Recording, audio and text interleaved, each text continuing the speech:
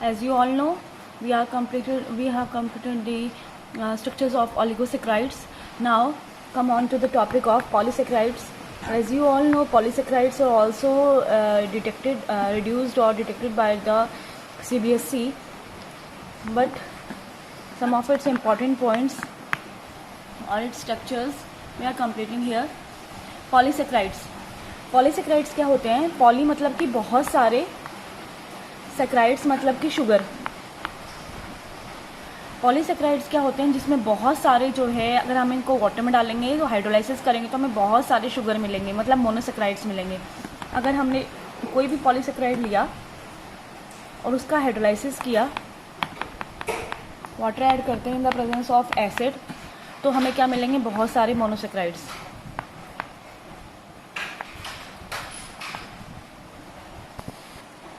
Clear हुआ? जब हम पॉलीसेक्राइड का हाइड्रोलाइसिस करते हैं तो हमें बहुत ज़्यादा अमाउंट में जो है, लार्ज क्वांटिटी में जो है क्या मिलेंगे? मोनोसेक्राइड्स मिलेंगे। और मोनोसेक्राइड्स में भी क्या मिलेगा आपको? ग्लूकोज, आइदर अल्फा और बीटा। ठीक है, इसलिए ये कहा जाता है कि पॉलीसेक्राइड्स जो हैं दे आर द पॉलीमर्स। ये पॉलीमर्स होते हैं। पॉली मतलब बहुत सारे, मर्स मतलब पार्ट्स, तो बहुत सारे पार्ट्स को कनेक्ट किया गया और वो पार्ट्स क्या है? ग्लूकोज। तो पॉलीसेक्राइड का जो मोनोमर है वो क्या कहलाएगा? ग्लूकोज। कोई भी पॉलीसेक्राइड हो, सभी का मोनोमर क्या होता है? ग्लूकोज होता है, चाहे वो अल्फा हो चाहे वो बीटा हो। तो अगर हमसे कोई पूछता है what is the monomer of polysaccharide, तो that is the glucose, either alpha और बीटा। ठीक है, तो पॉलीसेक्राइड्स का एक तो ये हो गया। दूसरी बात हम ये जो बताते हैं वो ये कि जो पॉलीसेक्राइड्स होते हैं इनका मेन फंक्शन क्या है? To store the food. इनका काम होता है फूड को स्टोर करना। अगर प्लांट की बॉडी है तो प्लांट की बॉडी में फूड को स्टोर करना, और अगर एनिमल की बॉडी है तो एनिमल की बॉडी में फूड को स्टोर करना। जैसे हम क्या कहते हैं कि अगर मान लो हम फास्ट करते हैं तो हमें उस दिन हम खाना नहीं खा रहे हैं, लेकिन हमारी बॉडी में फिर भी एनर्जी होती है, क्योंकि हमारी बॉडी में जो पहले से जो हम कह सकते हैं स्टोर किया हुआ फूड होता है वो हमें एनर्जी प्रोवाइड कर रहा है। ठीक है, तो जो फूड स्टोर किया गया in the form of polysaccharide किया गया है। सिमिलरली जैसे हम कहते हैं प्लांट की भी मैं बात करती हूँ, अगर प्लांट में फोटोसिंथेसिस नहीं हो पाए तो भी जो है वहाँ पर क्या होगा? फूड स्टोर होगा in the form of polysaccharide. Clear हुआ? तो पॉलीसेक्राइड्स का जो मेन फंक्शन होता है वो क्या होता है? फूड को स्टोर करना। साथ के साथ जो पॉलीसेक्राइड्स होते हैं ना, वो एक और भी काम करते हैं, कुछ मटेरियल बनाने में भी हेल्प करते हैं, स्ट्रक्चर मटेरियल बनाने में भी हेल्प करते हैं। They help in the some structural material. जैसे अगर हम बात करते हैं, आप जैसे कहते हो प्लांट सेल, ठीक है, आपने बायो में पढ़ा होगा प्लांट सेल के बारे में। प्लांट सेल जो होता है उसके बाहर क्या होती है? सेल वॉल होती है।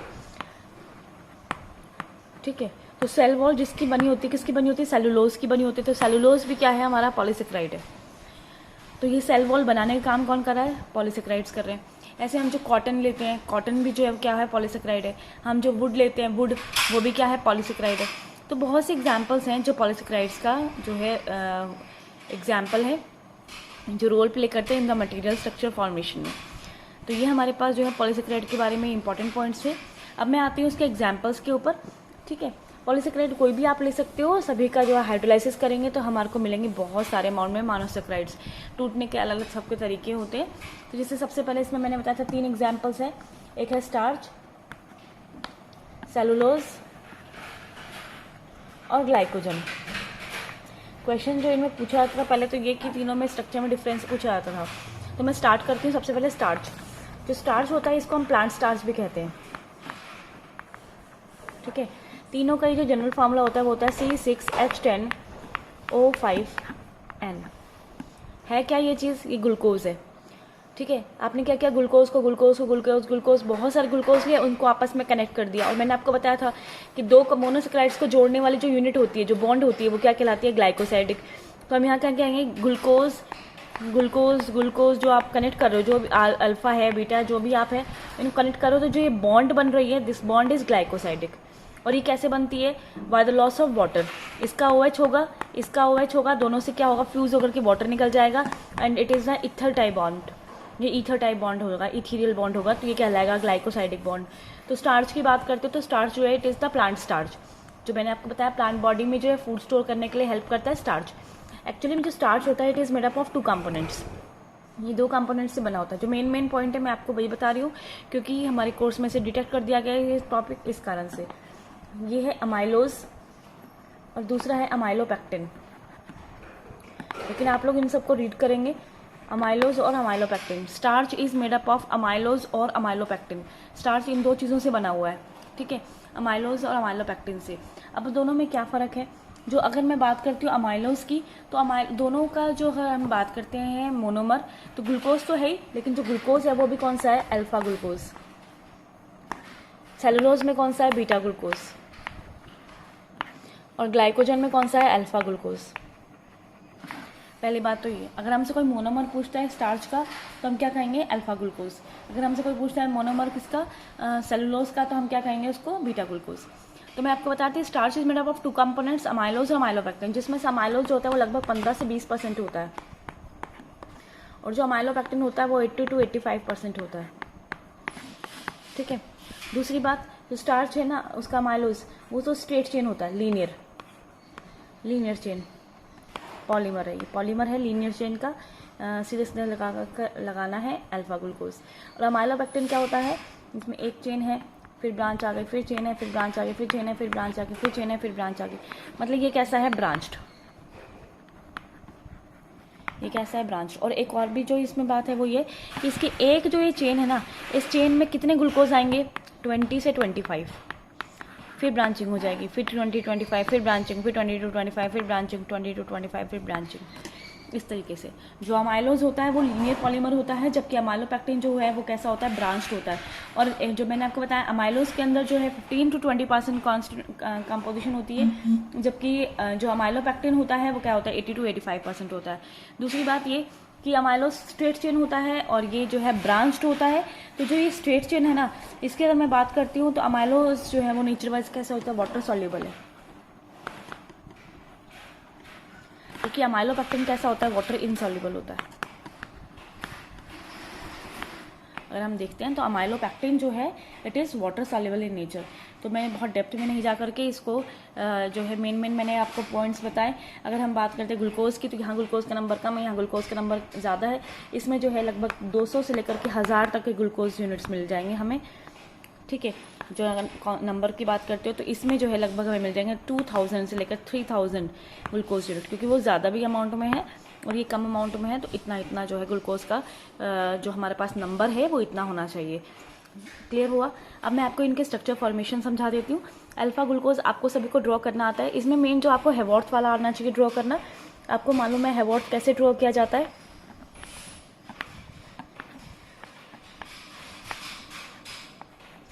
अगर स्ट्रेट चेन लेना है, सीधा सीधा लेना है, तो आपने सारे एक चेन में लगाए। आप औरों को दिखाओ मत दिखाओ, जो मेन बॉन्डिंग है वो दिखानी ज़्यादा ज़रूरी है, ठीक है। आपको मालूम है ऊपर तो वैसे इसकी कोई ज़रूरत नहीं है, आप दिखाना चाहो तो CH2OH है, H ये 6 नंबर, ये 5 नंबर हो गया है, ये है मेन तो 1 2 3 4, इनको दिखाना ज़्यादा ज़रूरी है। आपको याद है तो मैं आपको डायरेक्ट बता देती हूँ, नहीं अगर आपको याद है तो आप जो है ये वो स्ट्रक्चर भी समझ सकते हो। 1 2 3 4 5 6 CHO। अगर अल्फा है तो यहाँ OH राइट में आएगा, ये ऐसा आ जाएगा। सारे OH राइट में आते, थर्ड कार्बन का OH लेफ्ट में चला जाता है। अगर डायरेक्ट बना सकते हो तो बहुत ही अच्छी बात है, नहीं तो आप प्रैक्टिस करो, आपको आ जाएगा। ये मैंने अल्फा बनाया है, इसके हिसाब से मैं सारे ड्रॉ कर देती हूँ। OH OH H, देखो इसका OH, इसका OH, इसका H, फिर OH, यहाँ आ गया H H OH H H CH2OH। मैंने एक ड्रॉ कर लिया। आप ना ज़रूरी नहीं है आप सारे ऐसे ड्रॉ करो, आप एक ड्रॉ कर लो पूरा, उसके बाद आप दिखा दो शॉर्टकट में। ये आपकी नंबर 1 पोजीशन है, आपको दिखाना क्या? नंबर 1 और नंबर 4, नंबर 1 और नंबर 4, बिल्कुल ये दिखाना है, और कुछ दिखाने की कोई ज़रूरत नहीं है। नंबर 1 HOH है, तो इसका नंबर 1 HOH हो गया, इसका नंबर 1 भी HOH हो गया, नंबर 4 पे भी HOH है, HOH हो गया, HOH हो गया। फ्यूज़न कैसे होना है आप देख सकते हो। अगर सीधे सीधे जोड़ना है तो वही बॉन्डिंग है, एक का C1 एक का C4, तो इसका तो C1 इसका C4, जैसे माल्टोज में था, ये दोनों निकल गए और रह गया, यहाँ से भी दोनों निकल गए और रह गया, यहाँ से निकल जाएगा और रह जाएगा, यहाँ से निकल जाएगा और रह जाएगा। तो ये आपके पास जो है स्ट्रक्चर आ गया किसका? अमाइलोज का। समझ में आया? अगर हमारे पास आता है अमाइलोपेक्टिन का, तो अमाइलोपेक्टिन का कैसे बनाना है? अमाइलोपेक्टिन में भी देखो मैंने आपको बताया था 20 से 25 ग्लूकोज तो एक लाइन में होना चाहिए, तो वही है अब मैं सारे नहीं ड्रॉ करूँगी, इस तरीके से ये बन रहा है, ठीक है। यहाँ वाले का छोड़ दिया मैंने, इसका OH पड़ा हुआ। तो ये वाली तो बॉन्डिंग कौन सी है, C1 और C4 है, ठीक है। एक का C1 एक का C4, सारे कौन से हैं, अल्फा ग्लूकोज हैं। नीचे भी ऐसे ही चलता आ रहा है, ऐसे ही चेन नीचे चलती आ रही है,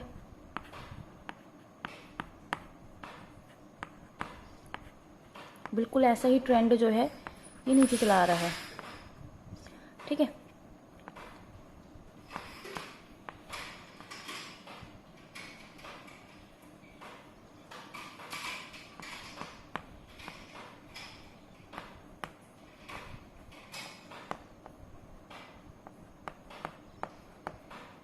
समझ में आया।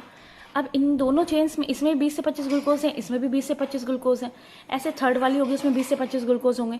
तो अब हमें इनको कनेक्ट करना है, तो कैसे कनेक्ट होगा, इसका तो C1 का ये, और इसमें C6 आप कहीं पर भी दिखा दो, यहाँ मैं अगर दिखाती हूँ तो ये H है, ये हो गया CH2OH,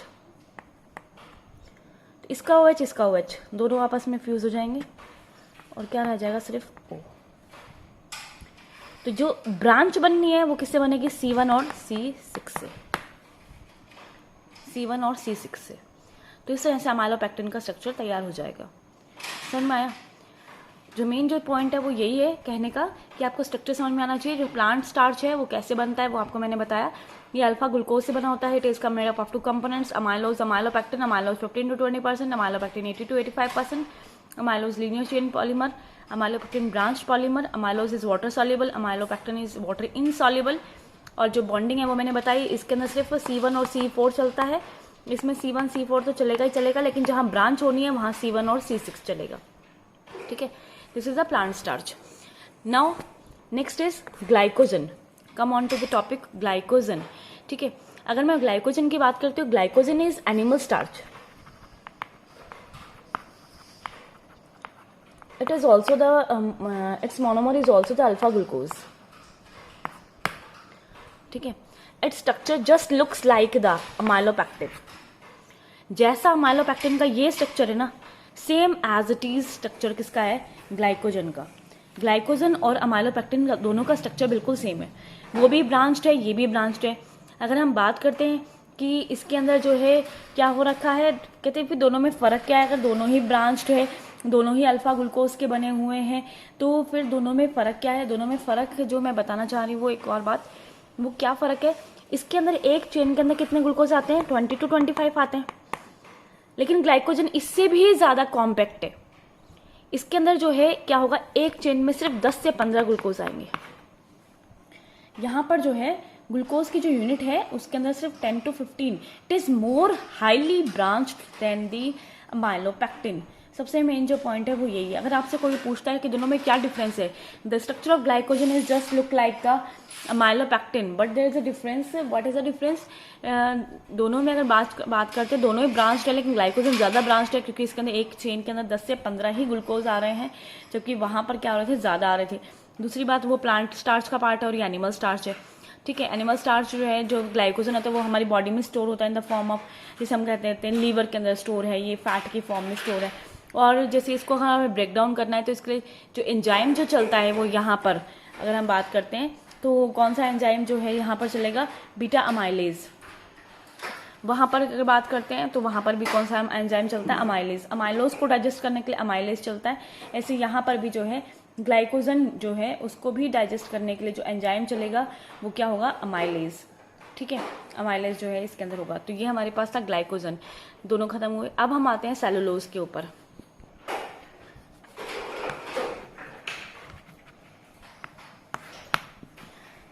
सेलुलोज, एक्चुअली जो सेलुलोज होता है उसके बारे में मैं थोड़ा बहुत बात कर लेती हूँ। सेलुलोज के अंदर जो ग्लूकोज का नंबर होता है वो होता है 300 से लेकर 3000 ग्लूकोज, ठीक है। ये किस में मेनली प्रेजेंट होता है, जैसे घास फूस होती है ना, इसके अंदर प्रेजेंट होता है। तो ये जो है इसको जो है या हमने आपको बताया था प्लांट की जो सेल वॉल होती है, it is made up of cellulose, would, cotton, jute, ये सब किसके बने होते हैं, सेलुलोज के बने होते हैं। तो जो मेन पॉइंट है वो ये है कि जैसे सेलुलोज की अगर हम बात करते हैं तो it is non digestible by the human body. जैसे प्लांट्स अगर हम बात करते हैं रूमिनेंट एनिमल्स की, जैसे काओ, बेफेलो, इनकी बात करते हैं तो they can easily digest the घास फूस, उसको आराम से डाइजेस्ट कर लेते हैं, हे ग्रासेस को डाइजेस्ट कर लेते हैं, ठीक है, because made up of cellulose. Cellulose को डाइजेस्ट करने वाला एंजाइम सेलुलेज जो एंजाइम है, it is present in the ruminant animals, ruminant animals के अंदर प्रेजेंट होता है। सेलुलोज को डाइजेस्ट करने वाला जो एंजाइम होता है cellulase, it is absent in the human body. जो सेलुलेज है ये एब्सेंट होता है ह्यूमन बॉडी के अंदर, इस कारण से हम इसको डाइजेस्ट नहीं कर पाते हैं। जैसे कार्बोफाइल होते हैं, इनके अंदर ये चीज प्रेजेंट होती है, तो इस कारण से उसको डाइजेस्ट कर लेते हैं। और दूसरी बात, जो सेलुलोज होता है इसका मोनोमर क्या है, बीटा ग्लूकोज,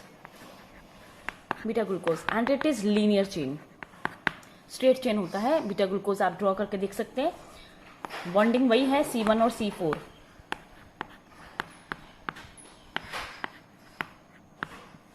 इस तरीके से हमें कनेक्ट करना होगा, एक का C1 एक का C4, ठीक है। फर्क किसको लेकर के है, OH की पोजीशन को लेकर के। फर्स्ट वाले में तो अगर मैं चेंज कर देती हूँ, ये आएगा OH और H, बस इतना ही है जो चेंज करना है, बाकी एज इट इज जो है वो सेम चलेगा। ये HOH, ये हमारी फर्स्ट पोजीशन है, ये फोर्थ पोजीशन है, दोनों रिवर्स ऑर्डर में है। तो जो कनेक्शंस बनेंगे वो कैसे बनेंगे, इसका OH इसका OH,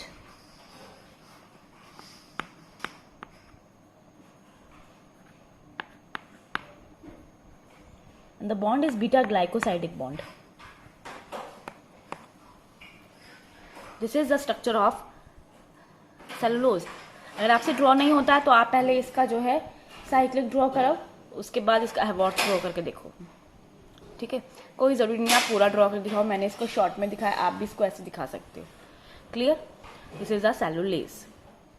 so now we complete the polysaccharides.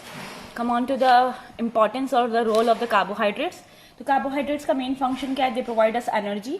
जो भी हम फूड लेते हैं वो हमें एनर्जी प्रोवाइड करता है, साथ के साथ बॉडी में जो है, मैंने अभी आपको थोड़ी देर पहले बताया था, फूड को स्टोर करने का काम भी कौन करता है, पॉलीसेक्राइड्स करते हैं। तो अगर हमें दूसरे कंपोनेंट्स बनाने, कोई स्ट्रक्चर मटेरियल तैयार करना है तो भी हम इसकी हेल्प ले सकते हैं, ठीक है। और एक और भी चीज़, कुछ मॉलिक्यूल्स होते हैं बायोमॉलिक्यूल्स, जैसे न्यूक्लिक एसिड्स, जैसे DNA RNA बनाने में यूज़ करना, या हम कह सकते हैं ATP के बारे में आपने पढ़ा भी होगा, हम आगे पढ़ेंगे भी। This is the energy currency of the cell. जो सेल की एनर्जी करेंसी होती है ATP, बायो में भी पढ़ते हैं energy currency of the cell. वो भी किससे बनता है, जो है किसका बना होता है हमारे पास, कार्बोहाइड्रेट्स का बना होता है। तो बहुत सी चीजें हैं जो कार्बोहाइड्रेट्स हमें बनाती हैं। तो कार्बोहाइड्रेट्स का मेन रोल है to provide the energy. Next topic जो है, यहाँ तक ही खत्म हो गया। ओलिगो और पॉली हमारे सिलेबस से हटा दिया गया है, लेकिन फिर भी हमने उसको हल्का फुल्का रीड किया और आप लोग भी उसको रीड करेंगे। उस पर बेस्ड जितने भी NCERT क्वेश्चन है आप वो भी करेंगे। आपको किसी क्वेश्चन में डाउट आता है तो आप मुझसे कंसल्ट कीजिए। सारे के सारे NCERT क्वेश्चन जो भी इस चैप्टर के दे रखे हैं रिगार्डिंग कार्बोहाइड्रेट्स, आप उसको कंप्लीट कीजिए। नेक्स्ट टॉपिक हम स्टार्ट करने जा रहे हैं, दैट इज द प्रोटीन्स।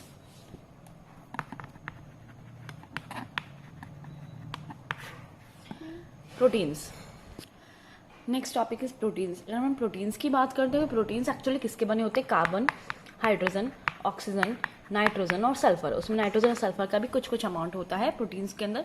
जबकि हमने कार्बोहाइड्रेट्स पढ़े थे, carbohydrates are made up of carbon, hydrogen और ऑक्सीजन।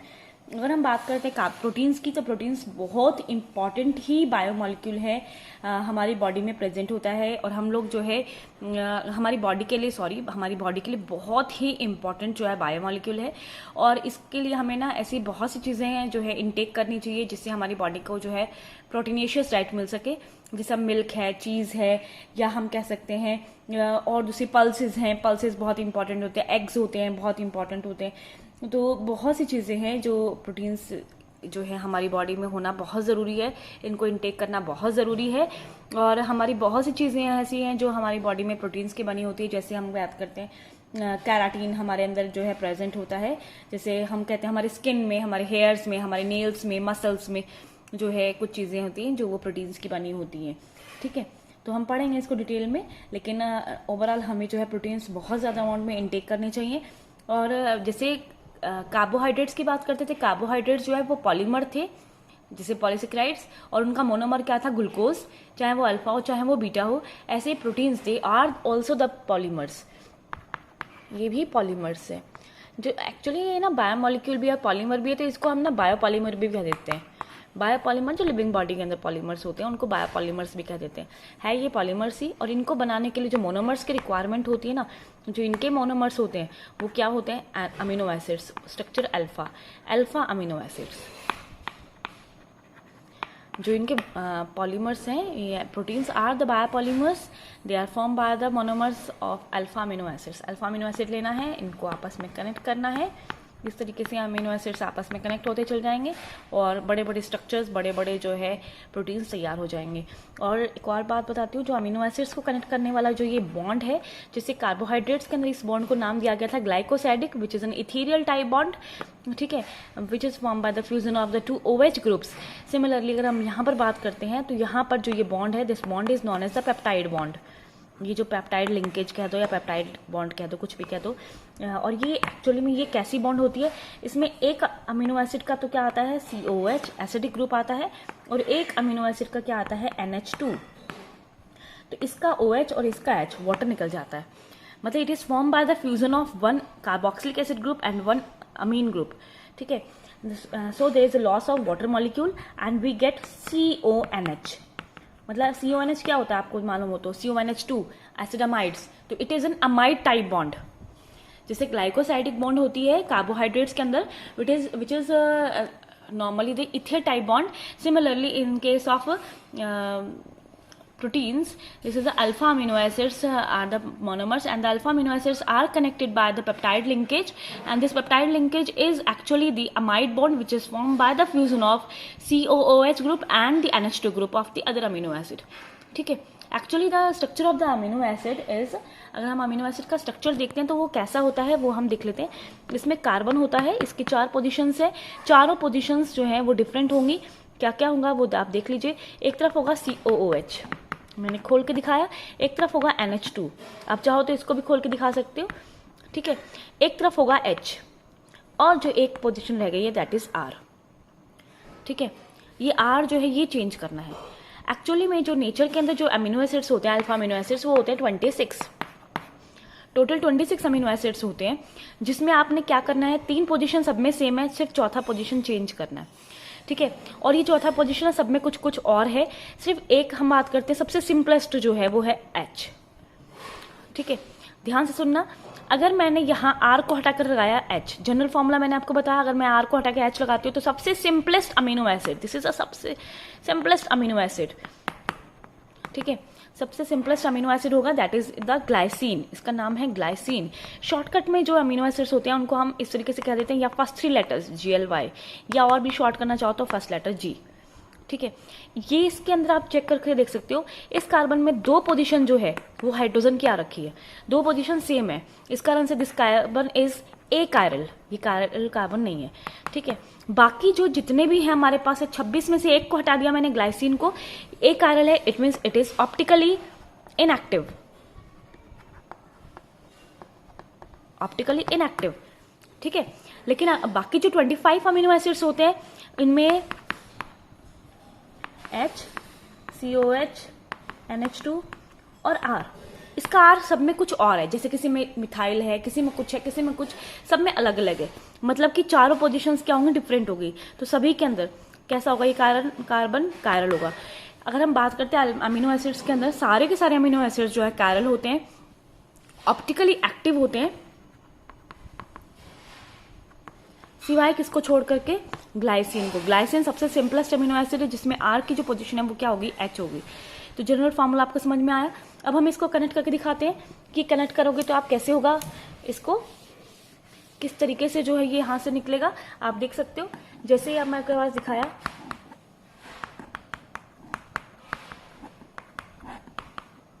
NH2 आप खोल के दिखा लो,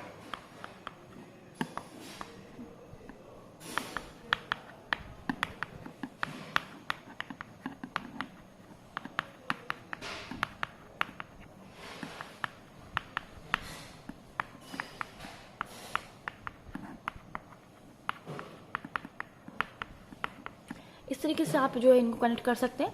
तो होगा क्या, एक का OH और एक का H, एक का OH और एक का H, यहां से वाटर निकल जाएगा, ये आपस में कनेक्ट हो गया, ठीक है, ठीक है। अगर मान लीजिए मैं थोड़ी देर के लिए इसको नहीं दिखाती हूँ, ठीक है, मैंने 2 ही आपके सामने दिखाया है। इसमें R ग्रुप कुछ भी हो सकता है। मान लेते एक में मैंने H लगा दिया, एक में मैंने CH3 लगा दिया, तो H वाले का नाम तो क्या है, ग्लाइसिन, और CH3 वाले का नाम होता है एलानिन। तो इन दोनों को मैंने जोड़ा, GLY को और ALA को, या GA को मैंने कैसे देखते हो। तो कितने हुए, 2 ही आप अमीनो एसिड जोड़ रहे हो। ठीक है, एक ही पेप्टाइड बॉन्ड बन रही है, इसको बोलते हैं डाइपेप्टाइड। ठीक है, आपने एक और जोड़ दिया ट्राइपेप्टाइड, एक और जोड़ दिया टेट्रापेप्टाइड, एक और जोड़ दिया पेंटापेप्टाइड, बहुत सारे जोड़ रहे हो तो पॉलीपेप्टाइड। ठीक है, हो क्या रहा है, जब आपने कनेक्ट किया आप मतलब एक और कनेक्ट कर लेते, चलो हो गया। ऐसे आप कनेक्ट करते जा रहे हो सबके अंदर। अब यहाँ आप देखो, जो पहले वाला जो था सबसे स्टार्टिंग वाला, इसका ये फ्री है, यहाँ पर कोई बॉन्ड नहीं बन रहा, यहाँ क्या कंप्लीट NH2 है। और जो आखिर वाला था, आप पीछे 10 जोड़ो 20 जोड़ो कितने भी जोड़ो, फर्स्ट वाले का NH2 हमेशा फ्री होगा और लास्ट वाले का COOH कैसा होगा, फ्री होगा। ठीक है, तो इस वाले को, इस कॉर्नर को कह देते हैं एन टर्मिनल, और इस वाले कॉर्नर को कहते हैं C टर्मिनल। कोई भी आप चेन बना रहे हो, चाहे वो 2 पेप्टाइड की बनाओ, 3 की, 4 की, 5 की, कितने की भी बनाओ, लेकिन फर्स्ट वाले का एन टर्मिनल हमेशा फ्री होगा, लास्ट वाले का C टर्मिनल हमेशा कैसा होगा, फ्री होगा। और इस तरीके से जो है हमारे पास डाइपेप्टाइड, ट्राइपेप्टाइड, टेट्रापेप्टाइड, पेंटापेप्टाइड जो है वो बनते चल जाएंगे। ठीक है, तो आपको समझ में आया। तो ये हमारा एन टर्मिनल वाला अमीनो एसिड है और ये हमारा C टर्मिनल वाला अमीनो एसिड है। तो इसमें क्या होता है, एन टर्मिनल रेजिड्यू और C टर्मिनल रेजिड्यू, वो आपको क्लियर हो गया है यहाँ पर। ठीक है, अब आप इस तरीके से आप जोड़ने लग रहे हो। मान लो आप चेन तैयार कर रहे हो, आपने जोड़ा, ये तो हमारे पास डाइपेप्टाइड ट्राइपेप्टाइड हो गया। एक टर्म आती है ओलिगोपेप्टाइड, 2 जोड़ रहे हो तो डाइपेप्टाइड हो गया, 3 जोड़ रहे हो तो ट्राइपेप्टाइड हो गया। अगर 2 से लेकर 10 तक जोड़ते हो ना तो कहते हैं उसको ओलिगोपेप्टाइड। अगर 2 से लेकर के 10 तक, जिसमें डाई, ट्राई, टेट्रा सब आ गए हैं, आप इनको जोड़ रहे हो तो इन्हीं को क्या कह देते हैं हम, ओलिगोपेप्टाइड। और आप इससे कहीं ज्यादा जोड़ रहे हो बहुत, तो क्या कह देते हैं उसको, पॉलीपेप्टाइड, 100 तक। और आप उससे भी कहीं ज्यादा जोड़ रहे हो तो फिर वो क्या बन जाता है, प्रोटीन्स। मतलब जब पेप्टाइड को जोड़ते चलते हो, इनको जोड़ोगे तो ओलिगोपेप्टाइड बनेगा, ओलिगोपेप्टाइड्स जोड़ोगे तो पॉलीपेप्टाइड बनेगा, पॉलीपेप्टाइड जोड़ते जाओगे तो प्रोटीन्स बन जाएंगे। बात समझ में आई। तो बहुत ज़्यादा जो है इसके अंदर कनेक्शंस करने पड़ते हैं, तब जाकर प्रोटीन्स की स्ट्रक्चर तैयार होती है। एक पॉइंट और मैं यहाँ पर एक और भी चीज़ बताना चाहूँगी। अगर आप यहाँ देख रहे हो कि जो भी हमारा स्ट्रक्चर था अमीनो एसिड का,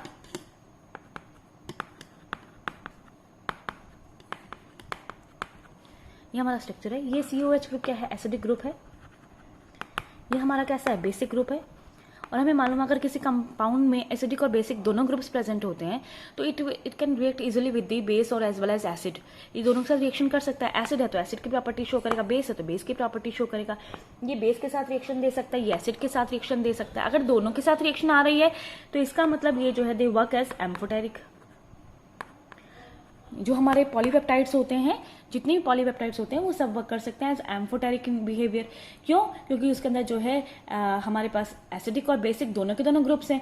ठीक है, आगे चलकर क्या एक और भी चीज़ आपने पढ़ रखी होगी, मैंने पिछले में भी बताया था। अगर किसी कंपाउंड में एसिड और बेस दोनों ग्रुप होते हैं तो एसिड वाला क्या करता है, अपना H+ रिलीज कर देता है और क्या रह जाता है, -CO-। और ये H+ को क्या कर लेता है, गेन कर लेता है। ये क्या बन जाता है, NH3+।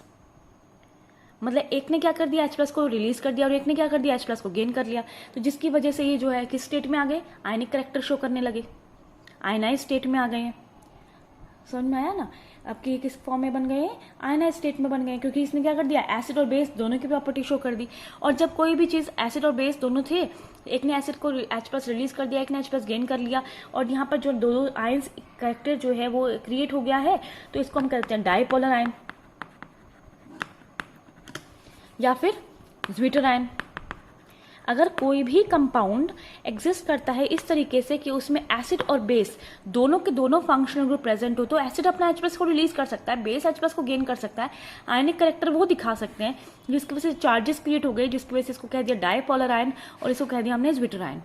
ठीक है, अब हम इस ज्विटर आयन की प्रॉपर्टीज जो है एम्फोटेरिक बिहेवियर के बारे में आगे पढ़ेंगे, लेकिन यहाँ तक आपको सबको समझ में आ गया होगा। ठीक है, अब हम देखते हैं कुछ अमीनो एसिड्स के और बिहेवियर के बारे में।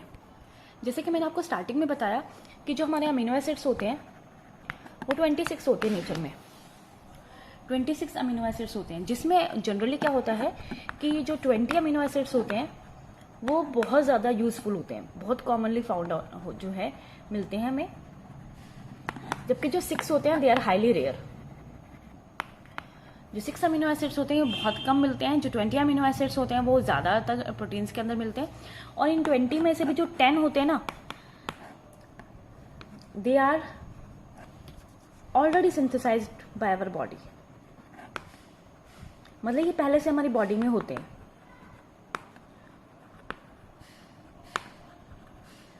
अब हमारी बॉडी में 10 पहले से ही हैं, तो हमें इसको अपने फूड में लेने की जरूरत नहीं है, ठीक है। इसलिए ये क्या कहलाते हैं, नॉन असेंशियल अमीनो एसिड्स।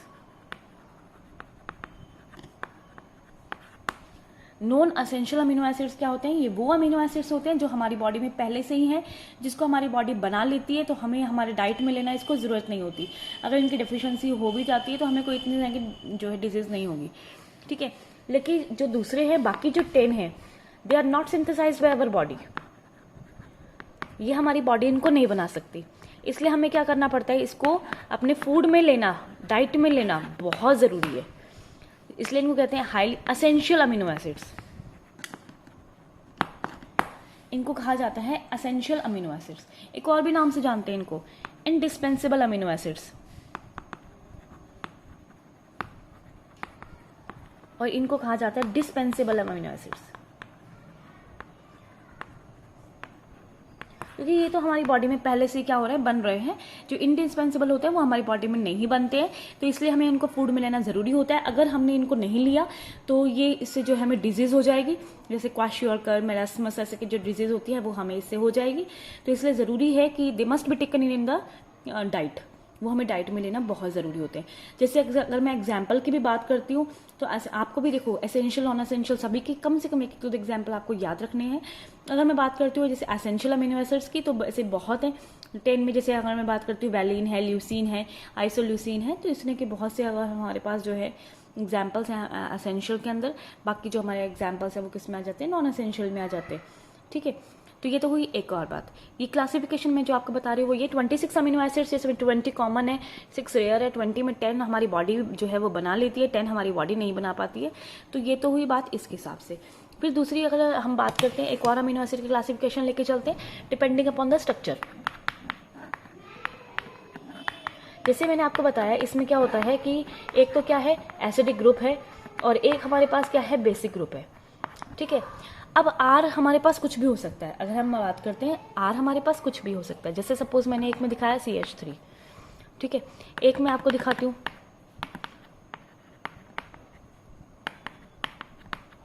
एक मैंने आपको दिखाया CH2COH, ठीक है। एक और में मैं ले लेती हूँ एग्जाम्पल,